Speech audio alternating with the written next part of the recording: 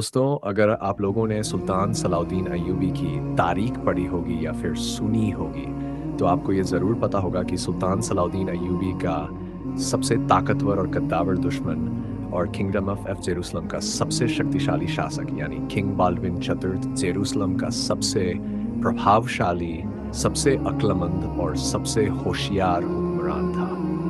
एक ऐसा शासक जिसने उस दौर के अजीम कमांडर सुल्तान सलाउद्दीन अय्यूबी का अलग-अलग जंगों में डटकर सामना भी किया।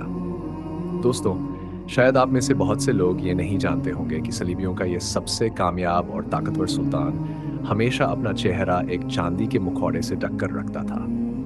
अब सवाल ये पैदा होता है कि किंग बाल्डविन अपना चेहरा मुखौड़े से क्यों ढककर रखता था? इसकी क्या वजह थी? इतना ही नहीं, बाल्डविन का चेहरा उनके अपने वजीरों और खास लोगों में से किसी ने भी नहीं देखा था। आखिर क्यों?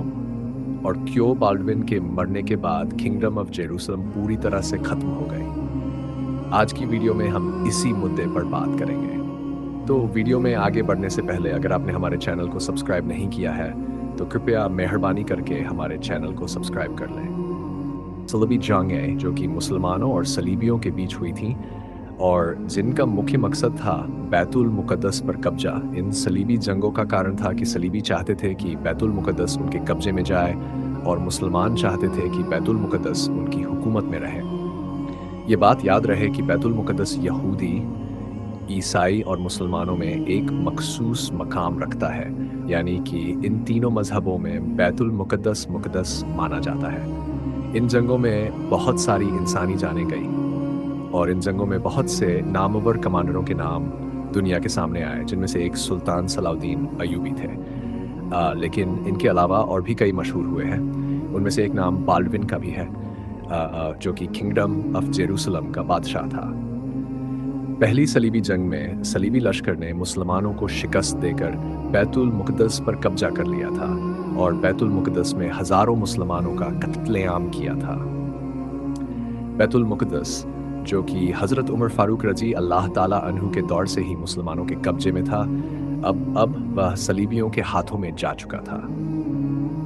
सलीबियों ने न सिर्फ बैतुल मुक़द्दस को अपने कब्जे में किया, बल्कि यहाँ पर उन्होंने एक अलग रियासत भी बना ली, जिसका नाम उन्होंने किंगडम ऑफ जेरूसलम रखा और जिसका केंद्र जेरूसलम था, यानी बैतुल मुक़द्दस। इसी सल्तनत का चौथा बादशाह बाल्डविन था। बात करें बाल्डविन के बारे में, तो वह जेरूसलम में पैदा हुआ था, 9 साल का था। तो एक दिन जब अपने दोस्तों के साथ खेल रहा था, तो उसे अचानक चोट लगी। लेकिन हैरानी की बात यह थी कि उसे चोट का बिल्कुल भी एहसास नहीं हुआ। उसे पता ही नहीं चला कि उसकी चोट से खून निकल रहा था, लेकिन उसे कुछ महसूस ही नहीं हो रहा था। जब उसके उस्ताद विलियम एफ टायर को यह चीज़ दिखाई गई, तो उन्होंने तुरंत पहचान लिया कि यह बच्चा जज़ाम खोड़ की बीमारी का शिकार हो चुका है। इस बात का पता चलते ही सल्तनत के बड़े-बड़े डॉक्टर यानी हकीमों को बुलाया गया और इस मर्ज का इलाज कराया गया। लेकिन हजार कोशिशों के बावजूद भी इस बीमारी का इलाज न हो सका, क्योंकि उस वक्त इतनी टेक्नोलॉजी नहीं थी। जज़ाम दरअसल एक ऐसी बीमारी है जिसमें इंसान का गोश्त गल-गल कर गिरने लगता है। आज के दौर में इन सारी चीज़ों का इलाज आसानी से मुमकिन हो जाता है, लेकिन उस वक्त इतनी टेक्नोलॉजी नहीं थी, इसलिए इस बीमारी का कोई इलाज नहीं था। उस दौर में इस बीमारी से पीड़ित इंसान को बुरा समझा जाता था और ये माना जाता था कि उस शख्स ने ज़रूर कोई गुनाह किया होगा, जिसकी वजह से खुदा ने उसे इस अजाब में डाला है। लेकिन अब बाल्डविन सल्तनत का वारिस था, इसलिए इस बीमारी को लोगों से खुफिया रखा गया, क्योंकि अगर लोगों को इस बीमारी का पता चल जाता तो वे बगावत भी कर सकते थे और बाल्डविन को बादशाह मानने से इनकार भी कर सकते थे।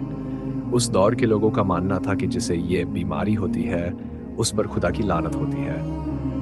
बाल्डविन अभी छोटा ही था कि उसके वालिद की मौत हो गई और उसके बाद उसे कम उम्र में ही जेरूसलम का बादशाह बना दिया गया। बाल्डविन की 2 बहनें भी थीं, जिनमें से एक का नाम इसाबेला और दूसरी का नाम सिबिला था। वैसे तो बाल्डविन के सुल्तान बनने से पहले ही किंगडम ऑफ जेरूसलम की हुकूमत कायम हो चुकी थी, यानी कि किंगडम ऑफ जेरूसलम बन चुकी थी, लेकिन वह कभी भी कामयाब नहीं हो पाई थी और ना ही इतनी ताकतवर बन पाई थी। जिस दौर में बाल्डविन किंगडम ऑफ जेरूसलम का राजा बना, उसी दौर में सुल्तान सलाउद्दीन अय्यूबी भी अपनी फतहों का दायरा बढ़ा रहे थे और सलीबियों के बड़े बड़े किले फतह कर रहे थे। बाल्डविन अपने रोग की वजह से दायां हाथ बिल्कुल भी इस्तेमाल नहीं कर पाता था, इसलिए वह अपने सारे काम बाएं हाथ से करता था। जब सुल्तान सलाउद्दीन अय्यूबी ने जेरूसलम पर हमला करने की योजना बनाई और अपने लश्कर के साथ आगे बढ़े, तो बाल्डविन ने भी अपने लश्कर के साथ सुल्तान सलाउद्दीन अय्यूबी का मुकाबला करने का फैसला किया। इन दोनों का सामना मुनकिसार्ड नामक जगह पर हुआ। यह जंग बेहद खतरनाक थी और इसमें मुसलमानों को भारी नुकसान हुआ। सुल्तान सलाउद्दीन अय्यूबी को मजबूरन पीछे हटना पड़ा। ये बाल्डविन की पहली बड़ी कामयाबी थी जिसमें उसने मुसलमानों के एक बड़े कमांडर और सुल्तान सलाउद्दीन अय्यूबी को शिकस्त दी। हालांकि यह हार कोई बड़ी शिकस्त नहीं थी, लेकिन फिर भी मुसलमानों का अजीम कमांडर शिकस्त खा चुका था। इसीलिए सलीबियों के दिलों में बाल्डविन की इज्जत और भी बढ़ गई। लेकिन जल्द ही सुल्तान सलाउद्दीन अय्यूबी ने अपने लश्कर को एक बार फिर से तैयार किया और एक बड़े लश्कर के साथ फिर से जेरूसलम की तरफ बढ़े। इस बार उन्होंने बाल्डविन की फौज को इंतहाई बुरी शिकस्त दी और उनके बहुत से सिपाही मारे गए। दोस्तों, जैसे जैसे वक्त गुजरता जा रहा था, बाल्डविन की बीमारी और भी बढ़ती जा रही थी और भी ज्यादा जानलेवा और खतरनाक हो रही थी। एक ऐसा वक्त भी आ गया था कि बाल्डविन के शरीर के सारे हिस्से काम करना छोड़ चुके थे और वह इतना कमजोर हो चुका था कि बिना सहारे के चल भी नहीं सकता था। जब भी उसे चलना होता था तो वह अपने साथ खड़े सिपाहियों के सहारे चलता था। बाल्डविन की इसी बीमारी की वजह से तारीख ने उसे एक नया नाम दिया, द लेपर किंग, यानी कि कोड़ी का बादशाह। अपनी खतरनाक बीमारी को लोगों से छिपाने के लिए वह अपने हाथों में दस्ताने पहनता था और इसी तरह अपने शरीर के हिस्सों को भी किसी न किसी कपड़े से लपेटे रहता था ताकि लोगों को उसकी बीमारी का पता चले। उसका चेहरा भी डरावना हो चुका था, इसलिए वह अपने चेहरे पर भी एक चांदी का मुखौटा पहनता था।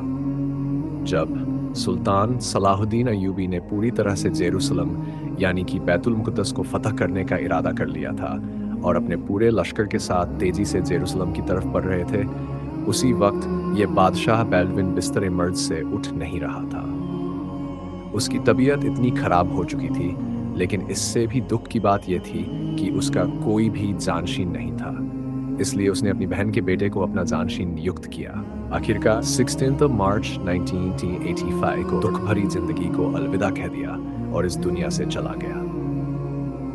एक तरफ यूरोपीय तारीखदान इसे एक ताकतवर और अक्लमंद बादशाह कहते हैं, तो दूसरी तरफ मुस्लिम तारीखदान इसे एक जालिम बादशाह कहते हैं जिसने मुसलमानों का कत्लेआम किया और मक्का मदीना जाने वाले कई लोगों को हमेशा लूटता रहा। आज की हमारी वीडियो बस यहीं तक थी। आज की वीडियो में हमने आपको बताया कि बाल्डविन कौन था और वह अपने चेहरे पर मुखौटा क्यों पहनता था। अगर आपको हमारी वीडियो पसंद आई हो तो हमारे वीडियो को लाइक कर दें। अगर आपको ऐसी वीडियो देखना पसंद है तो हमारे चैनल को सब्सक्राइब करना ना भूलें।